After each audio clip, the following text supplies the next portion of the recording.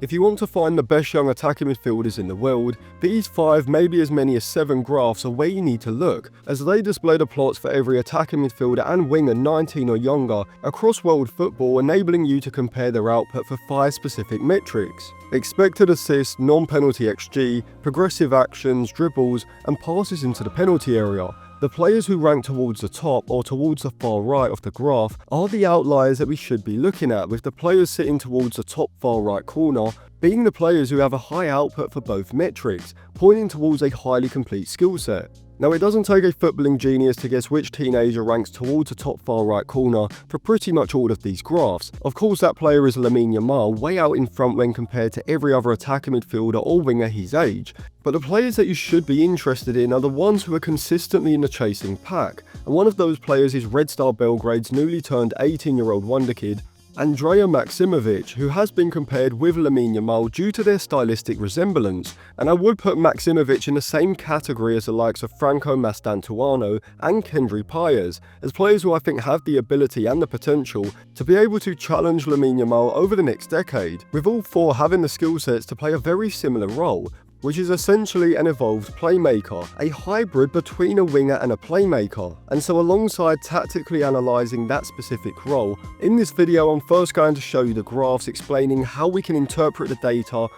for those 5 specific metrics in order to then identify players in what I refer to as the chasing pack, potentially unearthing some undervalued gems with elite level potential. Then analysing Maksimovic individually, looking at why he should be a player that Manchester United and other big clubs should be looking to sign, before ranking the likes of Maksimovic, Mastantuono, Kendry Paez and others in terms of who I think has the highest potential and most likely to compete with Lamine Yamal over the rest of the decade into the 2030s. But before I break down all of that, if you want to check out any cheap, good quality football jerseys, go over to jerseyfifa.co. They've got a variety of different current season and retro jerseys, including the new Manchester United releases for the upcoming season. They sent me over this Manchester United 2006-2007 white away shirt with Ronaldo 7 on the back, as well as this Zidane Juventus shirt from the 1990s as well. If you use code ATLANTIS at checkout, you will get a 10% discount, so I'll leave a link in the description and in the comment section below. So the 2 most important stats when assessing attacking midfielders and wingers in general are expected assists or XG assisted, depending on what you've got on hand, as well as non-penalty XG, with both being per 90, as this enables you to see how good a player is at creating chances for others, but also how good they are at creating and getting into high value goal scoring positions themselves, with the non-penalty XG plus expected assist metric allowing us to put both in one single metric. And so in these first 3 graphs we have non-penalty XG plus expected assists plotted against progressive actions per 90, dribbles completed per 90, and passes into the penalty area. And for all 3, you can not only see that Lamine Yamal is way out in front, with Desiree Doué consistently behind as the second best, but also that players like Franco Mastantuono and Andrea Maksimovic himself rank incredibly highly for their non-penalty XG plus expected assists. Now, while someone like Konstantinos Karisteas consistently ranks higher than both for all 3 ball progression metrics, his non-penalty XG plus expected assist rate is not as high as the other 2, and so what we can interpret from this data is that Maksimovic's skill set is more centered around his end product and his chance involvements compared with his dribbling, carrying, or even his progressive passing to a degree, with Mastantuono also being fairly stylistically similar. When we now compare non-penalty XG directly against expected assists, we can start to see a better breakdown of their skill set, as both stand out as outliers behind Yamal and Doué, who are also producing this output in higher quality leagues than the others, with it being a similar story when plotting expected assists to accurate passes into the penalty area. Whilst Mastantuono and Maksimovic rank highly for their non-penalty XG and expected assists, players like Konstantinos Karisteas and Noah Adedeji Sternberg at Genk, Chemsedine Talbi at Club Brugge, and Sindra Ajeli at Nordsjælland are all standing out in the chasing pack behind Yamal and Doué, indicating that in their teenage years they are already producing the output to match their natural ability. If you do want to see some other plot graphs for teenage wingers and attacking midfielders, I've uploaded some onto my Patreon for you to check out, and you can get a 7-day free trial, so I'll leave that linked in the eye above. Now in future videos in this Wonderkid series, I will be covering some lesser known, likely fairly well priced Wonderkids with extremely high potential who are fine using these plot graphs for several different positions, and so you can subscribe to the channel and click the bell so you don't miss out on any of those videos. I'll also make a playlist for you to check out as well. However, in regards to Maksimovic, statistically he looks impressive, but from the eye test you can really start to see why he's being compared to the likes of 18yo Mastantuono stylistically, as like those two, Maksimovic isn't just a left footer, but at the age of 17 last season, 18 in June, already possesses a highly technical and complete skill set, enabling him to play multiple different roles in a system. Like Mastantuono and Kendry Paez, Maksimovic can operate in traditional winger-like areas from the right side, on the outside of the opposition's fullback, receiving possession with more time and space than he would centrally, where from like the Argentine and the Ecuadorian, Maksimovic has the vision, alongside the weight, timing and accuracy of his passing to thread passes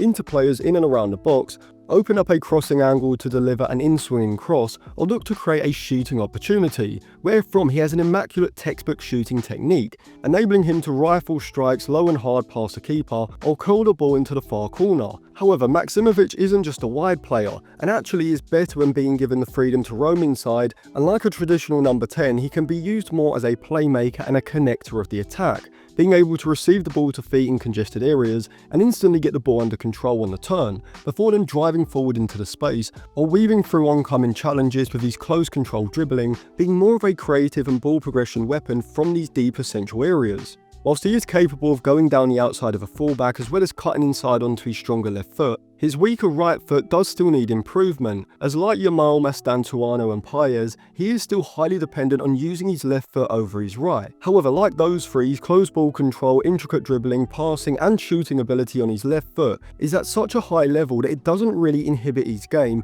as it has done with someone like Anthony. His right foot isn't bad by any means, but like many young natural left-footed players, is almost a habit in his game, rather than just overcompensation for an overly weak right foot. In terms of his best role tactically, I think Maksimovic is perfect for the right interior forward role in Ruben Amorim's 3-4-3, as just like I said in my analysis video on Kang-in Lee, which I will leave linked in the eye above, because the 3-4-3 only uses two central midfielders, I think at least one of the interior forwards has to be more of a playmaker who is not only highly comfortable when moving into central areas between the opposition's midfield and defensive lines, but also being able to drop into deeper areas in order to almost become a part of a midfield three, with the midfield double pivot behind, in order to allow United to gain control in the centre of the pitch through numerical overloads, which could be achieved by giving Maksimovic on the right side of the front three essentially a free role in possession, playing as a trequartista, whilst he could also be used in roles with less positional freedom, such as a wide or an advanced playmaker.